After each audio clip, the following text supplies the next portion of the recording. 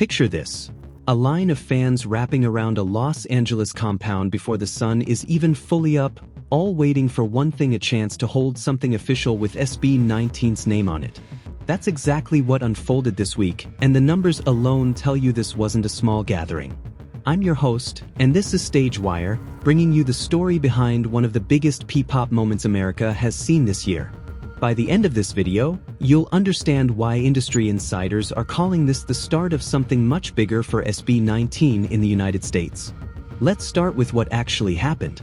On July 25th, SB19 partnered with 100 Thieves, the Los Angeles-based gaming and lifestyle brand founded by Matthew Nadeshot Hogg, to open an exclusive pop-up store at the 100 Thieves compound. The event gave SB19's global fanbase first access to limited merchandise created specifically for this stop on the group's US run. Doors weren't scheduled to open until later in the day, but fans had already formed a line stretching well outside the building hours earlier, some arriving before sunrise just to guarantee a spot near the front. Once the doors finally opened, the energy inside matched the anticipation outside.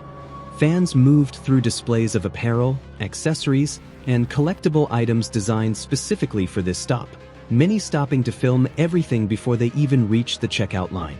Nothing on those shelves was available anywhere else, not in regular stores, not through SB19's usual online channels, which is exactly what turned a single afternoon into an event people didn't want to miss. For a lot of Otten, this wasn't just about buying a hoodie or a pin, it was about owning a physical piece of a moment they knew they'd want to remember. Several supporters posted their hauls online within minutes of leaving the store, and clips from the line itself started circulating almost as fast, racking up views as fans elsewhere tuned in to watch the event unfold in real time. What made the day stand out wasn't only the merchandise, though. It was the atmosphere the fans built together. People who'd never met before ended up in hours-long conversations about their favorite SB19 eras, past concerts, and the group's rise from local Philippine venues to international stages. Some fans said they'd driven in from neighboring states specifically for this event. Others described rearranging entire trips around SB19's US schedule just to be there in person. That kind of commitment isn't something you typically see for a merch drop. It's closer to what you'd expect outside a sold-out arena show.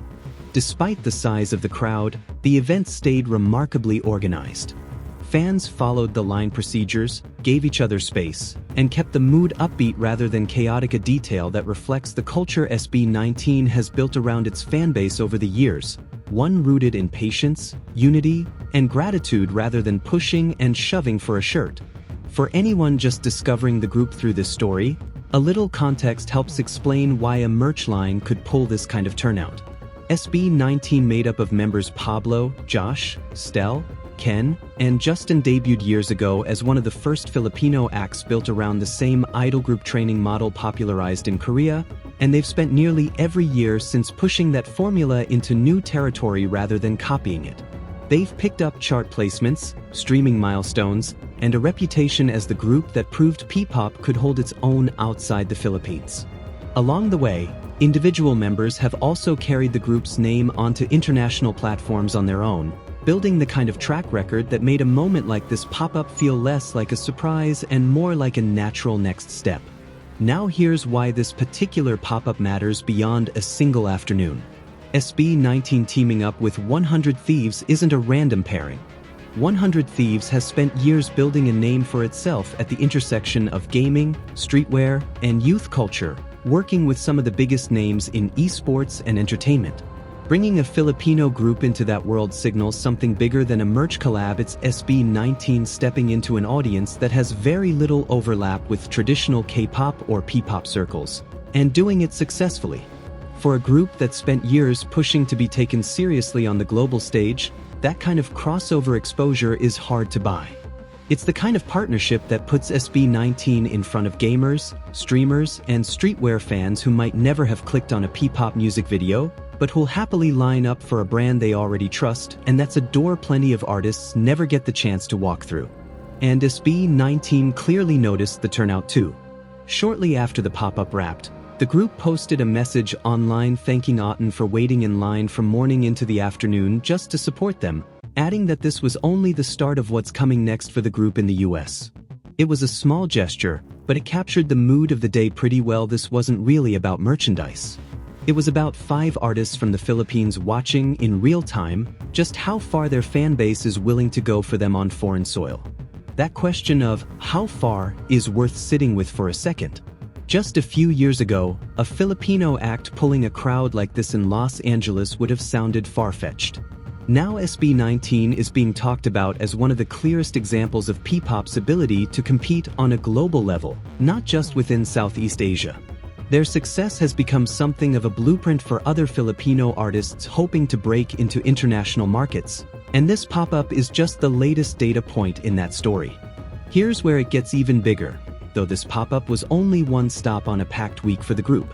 Just 3 days later, on July 28th, SB19 is set to appear at the GRAMMY Museum in Los Angeles for Global Spin Live, a showcase built around live performances and in-depth conversations with international artists. The appearance makes SB19 the first Filipino boy group to take part in the live edition of that series. 2 SB19 members have actually appeared on the digital version of Global Spin individually in past years, and fellow P-pop act BINI became the first Filipino girl group to take the live stage there earlier this year, notably, just after BINI wrapped 2 history-making weekends performing at Coachella.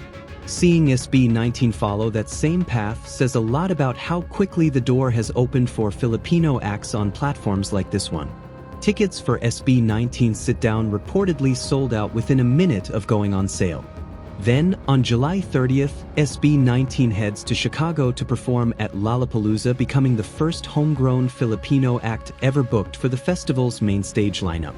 For a genre that's still fighting for mainstream recognition in the US, landing a Lollapalooza slot is about as strong a signal as it gets. It places SB19 alongside major international names on one of the most competitive festival bills in the world, and it does so just days after thousands of fans proved, in person, that the demand is very real. The momentum doesn't stop there either. The group's current era is built around their album, Wakas At Simula, led by the single Visa, which debuted at number 6 on Billboard's World Digital Song Sales chart, another marker of how far their reach now extends outside the Philippines. That push into new markets lines up with SB19 recently signing a global representation deal with United Talent Agency's music division, the kind of move typically reserved for artists a label believes can carry a full international touring career, not just a one-off viral moment. And once the US leg wraps up, SB19 isn't slowing down. The group has Thanksgiving-themed fan meet events planned in both the United States and Japan, followed by an appearance at Summer Sonic in Osaka in August, one of the biggest music festivals in Japan, keeping them on the road and in front of new audiences on 3 different continents within a matter of weeks. For a group that was filling small venues in the Philippines not that long ago, that kind of touring calendar is its own kind of milestone. Step back and look at the full picture, and the LA pop-up starts to look less like an isolated event and more like a preview. A brand collaboration that introduced SB19 to a completely different audience. A fan base that showed up in numbers big enough to make headlines on its own. And a schedule that puts the group on some of the most watched stages in American music, all within the same 10-day stretch. That's not something that happens by accident, it's the result of years of grinding, from small venues in the Philippines to a lineup that now includes the GRAMMY Museum and Lollapalooza. For Otten, all of this validates something they've believed for a while, that SB19 was always built for a bigger stage, and that the rest of the world was just a matter of time.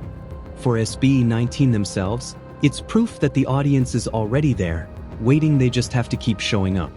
And for the wider P-pop movement, every one of these milestones chips away at the idea that Southeast Asian acts need a Korean or American cosign to matter on a global stage. SB19 is showing, one sold-out event at a time, that the audience will find them regardless. So here's the real question worth asking. Is this the moment SB19 finally breaks through in the US mainstream, or is the bigger breakthrough still ahead of them? Drop your take in the comments, we want to hear it. That's the story for today. If you want to stay on top of every SB19 milestone, every P-pop headline, and every global moment worth talking about, make sure you're subscribed to StageWire, hit that notification bell, and share this with an Otten who needs to see it. Thanks for watching, and we'll catch you in the next one.